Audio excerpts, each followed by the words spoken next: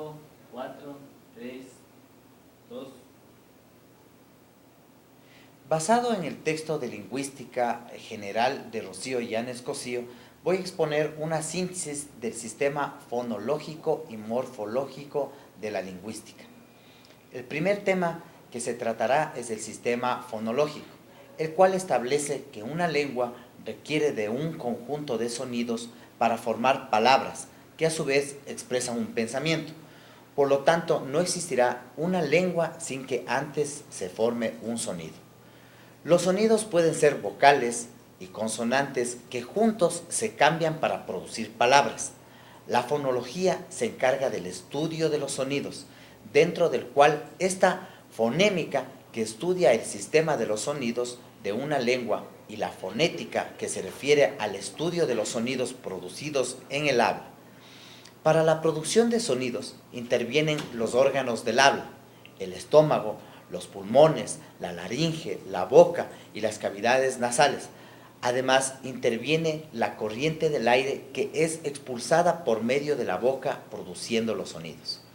El alfabeto fonético interpreta por medio de la escritura los sonidos utilizados mediante un sistema que compone una gran cantidad de signos o de letras con los que se pueden transcribir prácticamente todos los sonidos que se producen en todas las lenguas del mundo.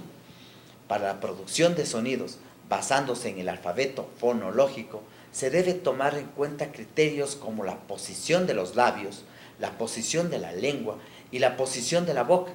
La descripción de los sonidos implica el uso de las consonantes y las vocales para producir palabras. Las consonantes requieren que el aire que atraviesa por la boca sea retenido en mayor o menor medida. Esto produce una fricción, mientras que en las vocales no hay ninguna fricción. El aire sale libremente por la boca. Para la descripción de las consonantes se emplean 3 criterios para establecer cómo se produce y qué son. Punto o lugar de articulación, como por ejemplo los sonidos baliviales o los sonidos labiodentales. El segundo criterio es la manera de articulación de las consonantes, como por ejemplo las oclusivas y las africadas. Por último, es el criterio de la vibración de las cuerdas vocales, ya que dependen de la vibración para que se produzcan los sonidos sonoros y sonidos sordos, formándose la voz. Los sistemas fonológicos establecen la representación del sonido a través de la fonética y a la fonémica. La estructura que representa los sonidos del habla se llama fonética y cada sonido se llama alófono. Por lo tanto, un alófono es la unidad de sonidos más pequeña, el cual sirve para identificar las diferencias de pronunciación que se producen entre los hablantes de una lengua. Los alófonos varían según el dialecto o de la comunidad lingüística donde se desarrolla.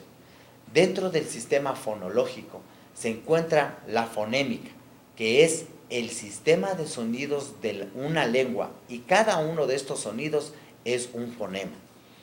Estos fonemas no se producen en el habla, ya que son parte del sistema abstracto de la lengua y son los que establecen diferencias del significado. Los componentes de un sistema fonológico son los sonidos vocálicos, los sonidos consonánticos y la entonación, los cuales dan lugar a la interpretación y al significado de lo que se dice. La entonación juega un papel preponderante, ya que puede reemplazar significados de acuerdo a la lengua y por medio del tono y el acento define los significados, interrogantes o respuestas. La definición de un sistema fonológico es aplicable cuando una lengua se ha mantenido como tradición oral sin haber adoptado un sistema de escritura. Esto ha permitido que el sistema fonológico se desarrolle y tome mucha importancia para fortalecer los mecanismos de conocimiento y de comunicación. Para la definición es importante mencionar que no existen 2 hablantes que produzcan los mismos sonidos. Cada uno tiene una forma específica de producir un sonido. Sin embargo, dentro de la comunidad o de una nacionalidad que hable el mismo idioma, se puede identificar los sonidos que se producen en la mayor parte de la gente a través de la toma de muestras y registro de los sonidos que producen las personas seleccionadas. Para esto se puede seguir los siguientes pasos. Corpus, selección de un listado de las palabras u oraciones para que sean pronunciadas oralmente por las personas seleccionadas. El muestreo, toma una muestra de personas de acuerdo a los objetivos planteados. La obtención de datos, son datos representativos que permiten generalizaciones que tomen en cuenta las variantes más notorias, más significativas.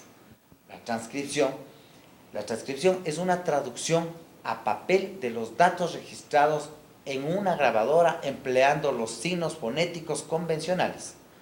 Análisis de información, en cambio, este análisis permitirá definir el fonémico de la lengua y consecuentemente el sistema ortográfico. Este análisis, ciertos criterios para definir los componentes de un sistema, y es definir los sonidos que representan variables dialectales que dan lugar a cambio del significado. Criterios como la variación libre, que son más sencillos en pronunciación de los sonidos de una lengua sin que existan razones fonológicas que justifiquen, y las variantes condicionadas, que es cuando los sonidos cambian debido a la influencia de otros sonidos, ya que estos están determinados por la cercanía o contacto de otros sonidos, ¿no? Para la definición de un sistema de escritura ortográfica que sea eficiente, se han desarrollado una serie de mecanismos para lograr la identificación de los fonemas que caracterizan a un sistema lingüístico dado. La definición de un alfabeto en una lengua ágrafa toma importancia al tratarse de un paso inicial básico para definir la dependencia lingüística de la lengua. Existen criterios para definir un alfabeto que son los criterios lingüísticos, los criterios pedagógicos, políticos y criterios sociales.